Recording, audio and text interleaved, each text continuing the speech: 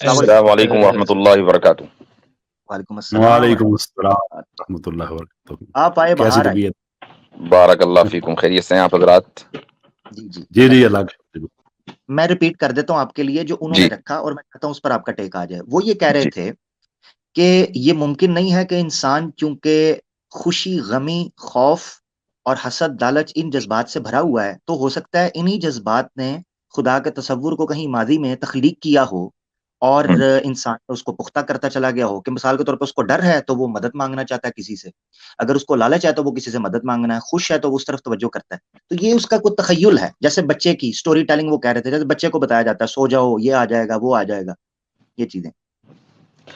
ہاں تو یہ جو ان کے دلائل ہیں اس کے لیے یہ ضروری ہے ایک دوسرا مفروضہ درست سمجھنا، اور وہ مفروضہ یہ ہے کہ ابتدائی جب سے تاریخ کا آغاز ہوا، جب سے ہم انسان کو جانتے ہیں، اس وقت سے دونوں نظریات، خدا کا وجود اور خدا کا عدم وجود، یہ دونوں ایک ہی لیول اور ایک ہی سطح پر باقی چلتے چلے آئے ہوں آج تک۔ لیکن جب ہم الحاد کی اور انکار خدا کی تاریخ دیکھتے ہیں تو 2300 سال پہلے سے پیچھے نہیں جا سکتے۔ 2300 سال ہمارا آخری ہے، اس سے پیچھے ہم کبھی نہیں جا پائیں گے۔ تو یہ کیا وجہ ہے کہ آپ جب انسان کی تاریخ پر بات کرتے ہیں تو 10,000 سال تک جاتے ہیں، اور جہاں تک بھی جاتے ہیں وہاں آپ کو انسان کی زندگی میں خدا کا تصور ملتا ہے۔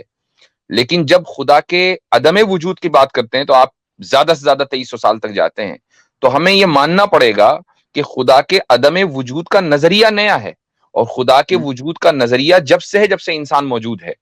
تو پھر یہ زبردست۔ کہنا کہ انسان نے کسی موقع پر اس کو تخلیق کر لیا ہوگا، یہ کیسے صحیح ہو سکتا ہے؟ اس کے لیے یہ ضروری ہے کہ عدم وجود کا جو نظریہ ہے وہ پہلے ہو، اور خدا کے وجود کا نظریہ بعد میں ہو، جبکہ ہے اس کا الٹا۔ ماشاء اللہ، زبردست زبردست۔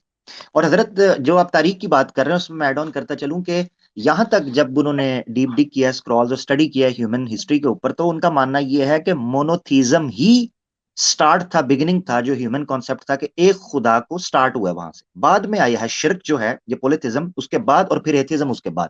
لاجیکل جیسے بھی جیسے یہی ہے کہ جی آپ ایک سے ملٹیپلائی کر کے آپ 3 اور 5 اور 10 اور 100 تک جاتے ہیں، آپ 100 سے نیچے ایک تک نہیں آئیں گے کبھی بھی۔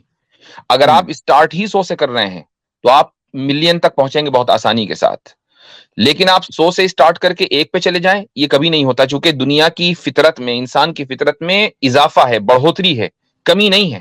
کوئی بھی آدمی یہ نہیں کہتا کہ یار میرے پاس 1 ملین ہے، چلو اب میں سارا ڈونیٹ کر کے $1 پہ زندگی گزاروں گا، کوئی یہ نہیں کہے گا۔ یہ کہے گا کہ میرے پاس 1 روپیہ $1 ہے، مجھے 1 ملین چاہیے۔ تو یہ انسان کی فطرت کے خلاف ہے کہ شرک سے آغاز ہو اور وہ توحید پہ چلے جائے۔ زبردست، ماشاء اللہ، زبردست۔